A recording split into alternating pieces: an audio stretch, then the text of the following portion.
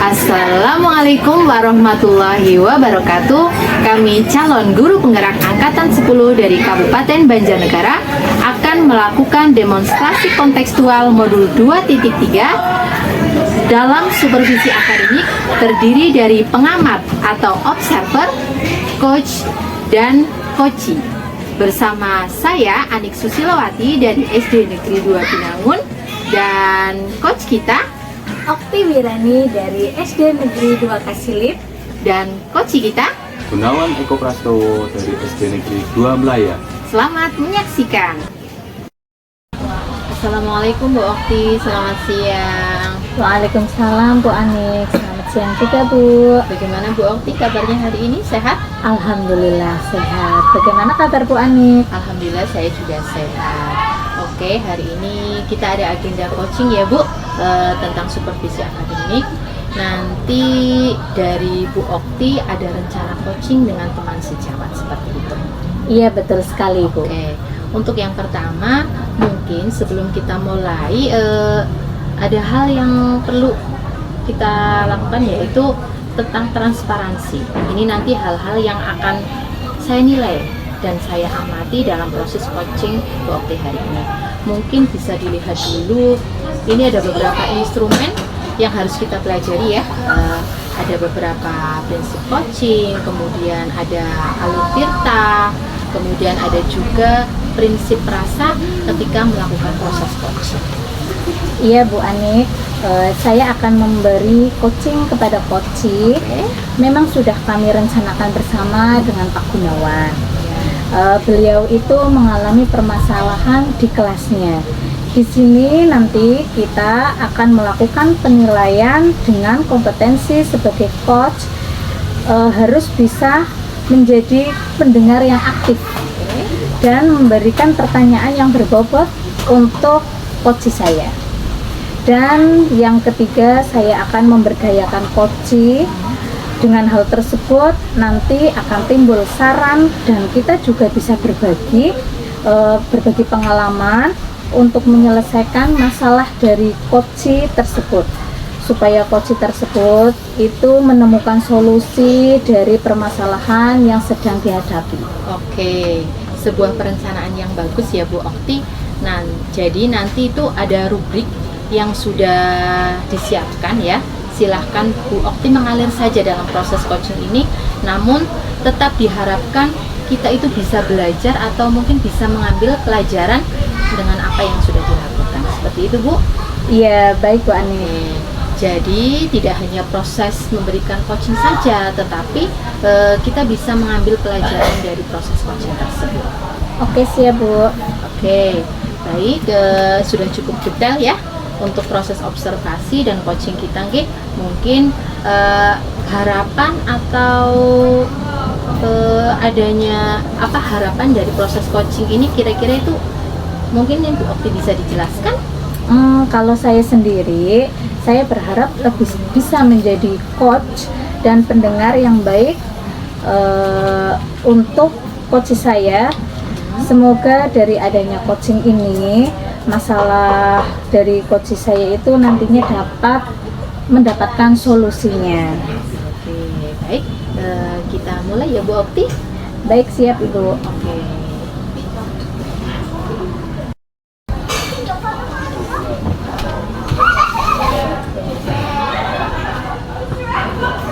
Selamat siang Bu Okti. Selamat siang Pak Gunawan. Nah, bagaimana nih kabarnya Bu Okti? Alhamdulillah baik. Kalau Pak Gunawan bagaimana kabarnya ini? Alhamdulillah baik juga Bu Okti. Ngomong-ngomong ada apa ini Pak Gunawan? Sebelumnya saya mau maaf Bu Okti. Kira-kira hari ini Bu Okti sibuk apa enggak? Oh tidak Pak, saya sedang santai ini. Bagaimana? Apakah ada yang bisa saya bantu Pak? Kelihatannya itu kok Pak Gunawan kayak mau ada hal penting yang mau dibicarakan. Iya nih Bu, saya mau ngobrolin sesuatu. Kira-kira ya 10 lah atau 15 menit saya mengganggu Ibu. Oh iya, oke. Siap, tidak apa-apa Pak. Silakan Pak Gunawan. Gini Bu, saya sebenarnya bingung mau ngobrol sama siapa. Saya pengen ngobrol dengan ibu, mungkin dengan saya ngobrol dengan Bu Okti nanti saya dapat memecahkan masalah yang saya hadapi. Apa tujuan dari obrolan kita ini, Pak? Iya, jadi saya ingin mendapatkan solusi dari permasalahan saya, Pak. Oh, Pak Gunawan ingin mendapatkan solusi dari permasalahannya ya, Pak ya? Iya, iya, Bu. Betul sekali, saya ingin mendapatkan solusi dari permasalahan pembelajaran yang saya hadapi di kelas 4 yang baru ini, Bu. Masalahnya apa ya, Pak? Gini, Bu Okti kan kemarin wali kelas 3. Saya kan tahu karakteristik anak kelas 3 gini. Saya itu mau bercerita bahwa anak kelas 4 sekarang itu berbeda sekali dengan anak kelas 4 yang saya ajar dulu. Jadi mereka itu kurang bisa bekerja dalam kelompok, bekerja sama. Entah kenapa mereka seolah-olah itu seperti acuh ketika tidak mau bekerja kelompok dengan teman-temannya. Mereka itu seolah-olah seperti maunya berkelompok dengan teman akrabnya sendiri-sendiri. Jadi ketika ada tugas diskusi kelompok yang saya ajak, mereka itu tidak mau, terutama itu anak-anak yang perempuan. Jadi saya jadi bingung itu. Oh, jadi Pak Gunawan itu merasa bingung dengan keadaan murid yang belum ada rasa kebersamaan, Iya, betul atau sekali. kerjasama kelompok di dalam kegiatan pembelajaran. Apakah seperti itu, Pak? Iya, betul sekali, Bu, seperti itu, Bu. Oh iya, tadi Pak Gunawan kan mengatakan murid-murid belum bisa bekerja sama saat pembelajaran. Menurut Pak Gunawan sendiri itu idealnya murid-murid di kelas itu yang bagaimana, Pak? Iya, jadi sebenarnya ya yang saya inginkan ya anak-anak mau bekerja sama dengan temannya, terus akrab dalam satu kelas, tidak ada istilah geng-gengan seperti itu atau berkelompok-kelompok yang tidak cocok dengan kelompok yang lain. Jadi saya ingin ada kebersamaan antar siswa sehingga pembelajaran di kelas itu menjadi lebih kondusif, seperti itu, Bu. Oh, ngomong-ngomong, apa yang sudah dilakukan sama Pak Gunawan agar murid-murid itu kompak bekerja sama menyelesaikan tugasnya? Iya, jadi saya juga sudah melakukan pembelajaran diskusi, Bu.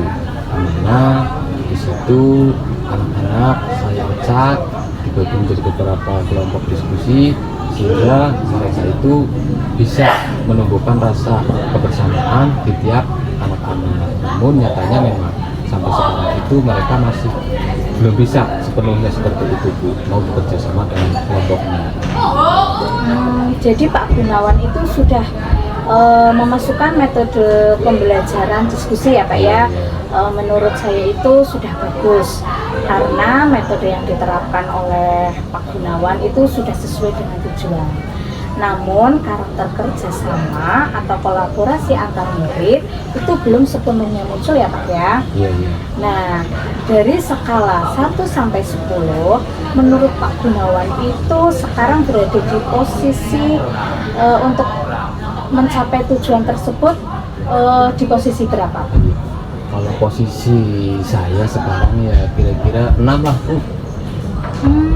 Iya ya. Pak Gunawan sekarang menginginkan posisi yang keberapa? Iya, tentunya saya ingin meningkatkan paling tidak ya posisi 9 lah. Posisi 9 itu saya ingin meningkatkan sampai ke posisi 9. Oke, kira-kira itu selain metode diskusi, pasti ada nih cara lain. Kira-kira apa cara lain untuk mencapai tujuan tersebut dari Pak Gunawan? Iya, mungkin saya harus memasukkan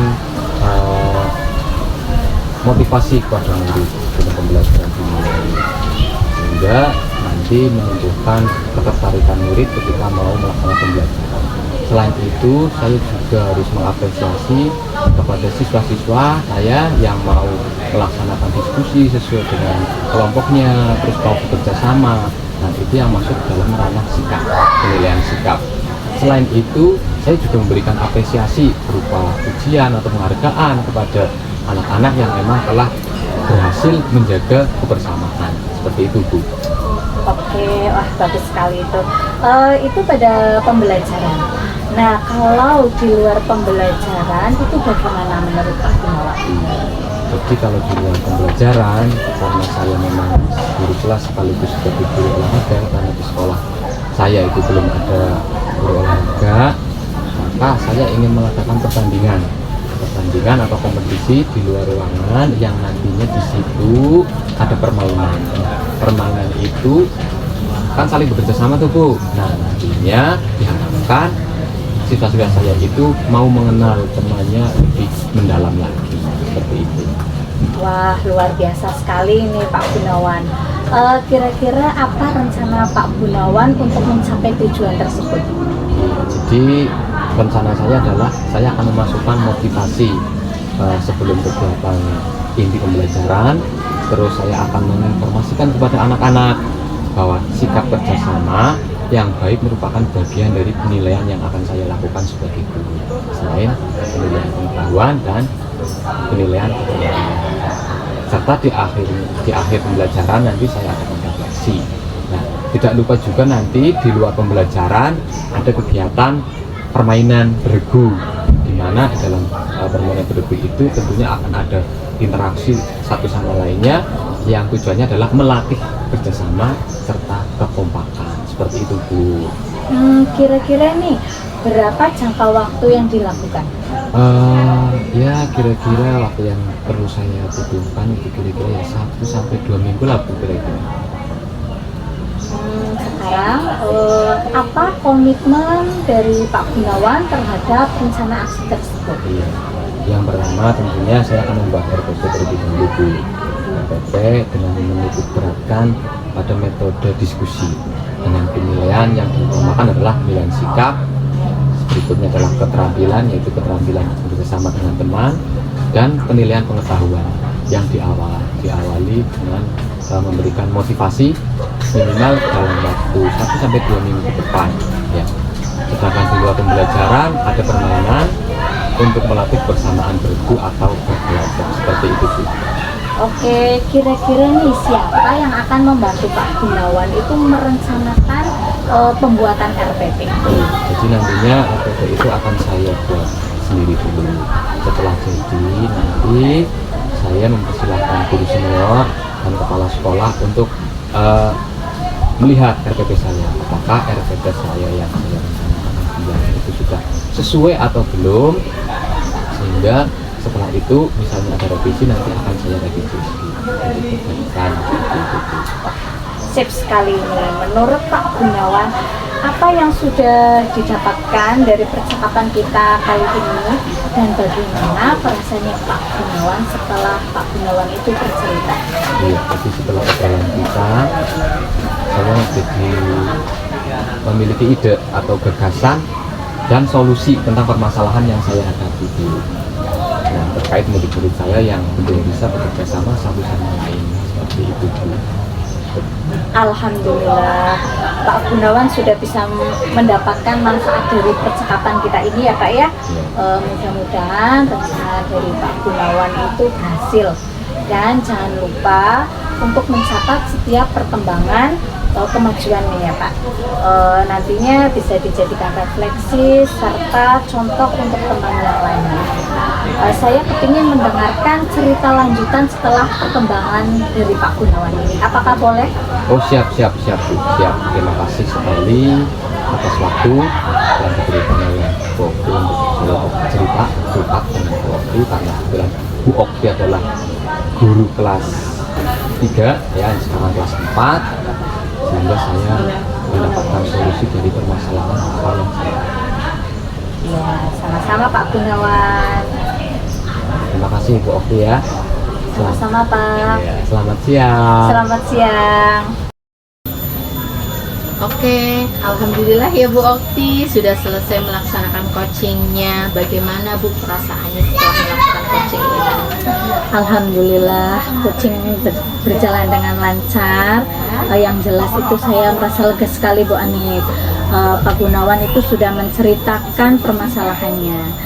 Saya juga bisa menanggapi dengan baik dan Pak Gunawan itu bisa menemukan solusi dari permasalahan yang sedang dihadapinya. Oke, menemukan solusi itu memang hal yang paling penting, Bu. Berarti apa saja yang sudah Ibu lakukan dalam melakukan coaching terkait indikator ketercapaian yang diinginkan tersebut?